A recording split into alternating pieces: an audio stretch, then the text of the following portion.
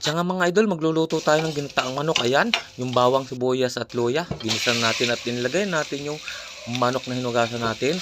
Okay na, halu-haluin natin ng kaunti. Apakahalo naman idol niyan. Siyempre, naglagay tayo ng paminta. Ayan, at hahaluin uli natin yan ng konti mga idol. At ngayon, siyempre maglalagay tayo ng kaunting patis. Ayan na, nalagay natin yung patis at hinalo naman ni Kuya Nelson ng unti yan mga idol. At ngayon, ay siyempre maglalagay tayo ng pampalasa, gaya ng bitchin, asin. Ayan, konti lang ilalagay natin, yung alalay lang ang paglalagay. Okay, ikinover natin para yan ay lumambot. At ngayon, ay nilagay ko na yung ating papaya dyan mga idol. Ayan, yung hiniwa nating papaya. At siyempre, hahalu-haluin natin mga idol dyan para yan ay mag-mix naman. Okay na. At pagkatapos ay naglagay na ako dito ng gata na gagamitin natin pampalambot, yung pangalawang gata, at ikinover ko na yan mga idol. Ngayon ay binuksan na uli natin yan. At siyempre maglalagay tayo dyan ng chicken cubes para mamuo ang lasa ng ating ginataang papaya at manok. At halu-haluin natin ng kaunti yan mga idol dyan.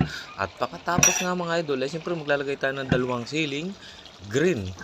Ayan, lagyan natin dalawang siling green mga idol yan, at saka yung siling pula, kaunting siling pula lang mga idol, at baka naman sumapasobrang angang yan. Okay, at nilagay ko na rin dito yung pampalapot na gata, yung kakang gata. Ayan na, at maluluto na nga idol yan. Luto na nga yung ating ginataang manok. Okay.